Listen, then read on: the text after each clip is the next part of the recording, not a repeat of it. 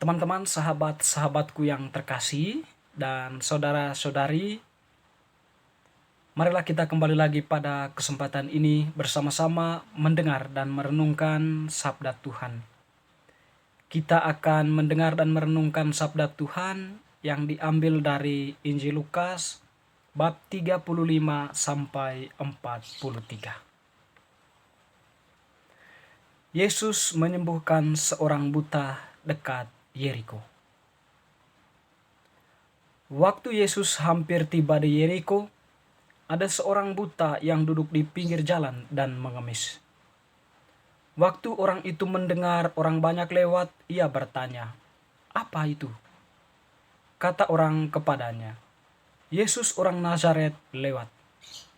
Lalu ia berseru, "Yesus anak Daud, kasihanilah aku." Maka mereka yang berjalan di depan menegur dia supaya ia diam. Namun semakin keras ia berseru, "Anak Daud, kasihanilah aku." Lalu Yesus berhenti dan menyuruh membawa orang itu kepadanya. Dan ketika ia telah berada di dekatnya, Yesus bertanya kepadanya, "Apa yang kau kehendaki supaya aku perbuat bagimu?" Jawab orang itu, "Tuhan, supaya aku dapat melihat." Lalu kata Yesus kepadanya, "Melihatlah engkau, imanmu telah menyelamatkan engkau." Dan seketika itu juga melihatlah ia, lalu mengikuti dia sambil memuliakan Allah. Seluruh rakyat melihat hal itu dan memuji-muji Allah. Demikianlah Injil Tuhan, terpujilah Kristus. Teman-teman, sahabat-sahabatku yang terkasih, bacaan Injil yang telah kita dengarkan tadi menampilkan kepada kita salah satu tindakan Allah Yesus Kristus, di mana dia menyembuhkan seorang buta dekat Yeriko. Peristiwa penyembuhan tentu bukan hal yang pertama bagi Yesus, tetapi sudah sekian kali Tuhan Yesus melakukan tindakan penyembuhan terhadap orang-orang sakit. Dan menarik teman-teman yang terkasih, dalam tindakan Yesus menyembuhkan orang sakit, kita sering mendengar ketika orang itu atau orang yang sakit itu bertanya kepada Yesus, atau ketika seorang yang sakit itu berhadapan dengan Yesus, Yesus bertanya kepadanya, "Apa yang engkau kehendaki?" Dan tentunya seorang yang sakit memberi respon agar dia diselamatkan dari sakit penyakit yang dialaminya. Namun di sisi lain, Yesus sendirilah yang tergerak oleh belas kasihan, di mana dia melakukan tindakan penyelamatan dengan menyembuhkan orang yang sakit. Dalam hal ini Tuhan juga ketika atau seseorang itu sudah mengalami kesembuhan, Tuhan selalu mengatakan bahwa imanmu telah menyelamatkan engkau, atau imanmu telah menyembuhkan engkau. Teman-teman, saudara-saudariku yang terkasih, pada hari ini hal yang sama juga dikatakan oleh Yesus ketika dia melakukan suatu tindakan besar, yaitu menyelamatkan seorang buta dekat Yeriko.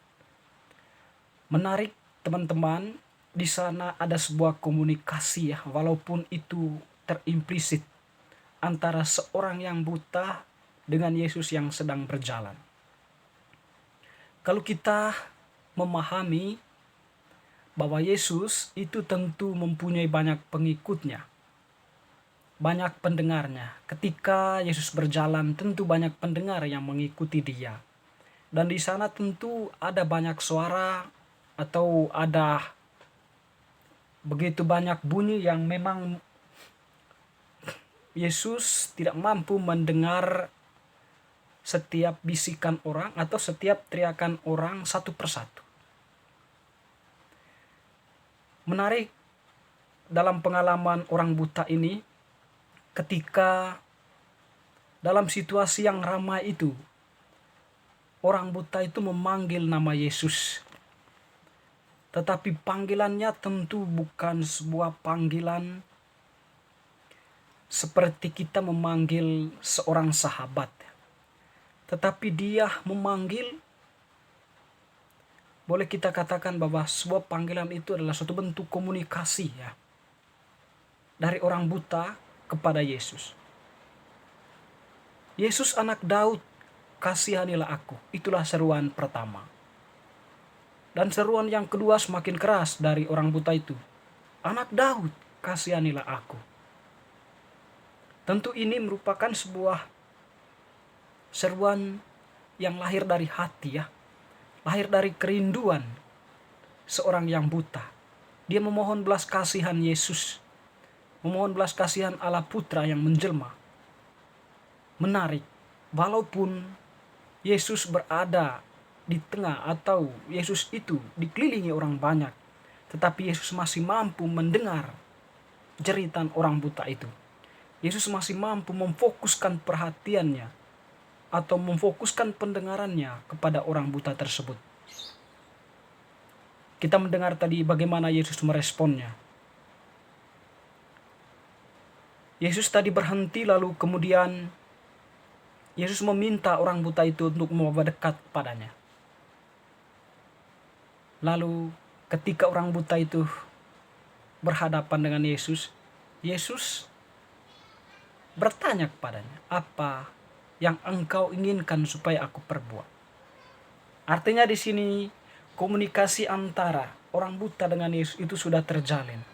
Diawali dengan sebuah panggilan, diawali dengan sebuah seruan, lalu direspon dengan memanggil kembali orang itu mendekati Yesus. Dan di sana pun komunikasi secara verbal terjadi. Apa yang engkau inginkan supaya aku perbuat? Orang buta itu menjawab, Tuhan, aku ingin melihat. Tuhan, aku ingin melihat. Tentu pernyataan ini merupakan pernyataan dari kesadaran diri dan keyakinan bahwa orang buta itu percaya Yesus, bahwa Yesus itu adalah Tuhan. Bahwa dia itu datang menyelamatkan banyak orang. Dan mungkin orang buta itu telah mendengar berbagai banyak tindakan Yesus yang telah menyelamatkan orang-orang sakit. Sehingga orang buta itu pun dalam dirinya itu muncul keyakinan bahwa Yesus itu adalah Tuhan. Hingga dia mengatakan, Tuhan, supaya aku dapat melihat. Jawaban orang buta itu tentu bagi Yesus merupakan sebuah jawaban iman. Sehingga pada akhirnya Yesus mengatakan atau meneguhkan pernyataan imannya itu. Melihatlah engkau, imanmu telah menyelamatkan engkau. Teman-teman, saudara-saudariku yang terkasih, komunikasi antara Allah dan manusia itu terjadi ketika seseorang itu beriman kepadanya atau percaya kepadanya. Dan komunikasinya komunikasi yang intim, bukan sebuah komunikasi sekedar komunikasi seperti yang dilakukan oleh manusia. Tetapi komunikasi dalam hal ini adalah komunikasi iman, di mana manusia mengungkapkan apa yang ada dalam isi hatinya, menyampaikan itu kepada Tuhan. Dan tentunya Tuhan memberikan respon yang baik ketika seruannya itu didengarkan oleh Tuhan atau Allah sendiri. Kita sebagai manusia, kalau mendengarkan bacaan ini tentu hal yang kita pelajari bahwa iman kita itu mempunyai kekuatan untuk mengalirkan belas kasihan Allah. Iman kita itu mempunyai kekuatan untuk menghadirkan Allah dalam diri kita, dalam hidup kita. Iman kita juga memampukan kita untuk meminta sesuatu kepada Tuhan. Iman kita juga yang memampukan kita mengharapkan belas kasihan Tuhan.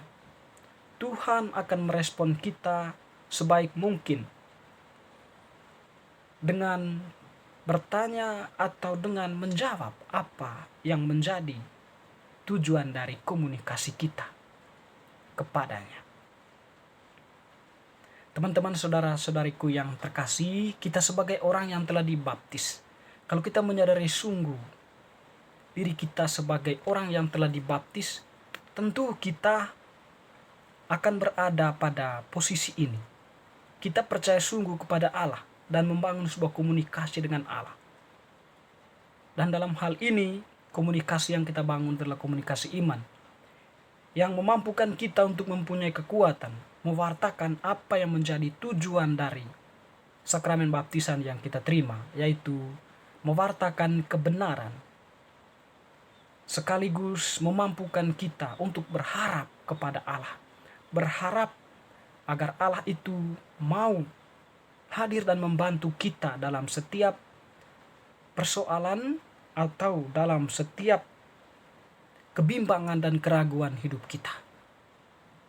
Teman-teman, sahabat-sahabatku yang terkasih, semoga bacaan hari ini semakin meneguhkan iman kita bahwa iman mampu mengalirkan kekuatan Allah dalam hidup kita. Semoga. Amin.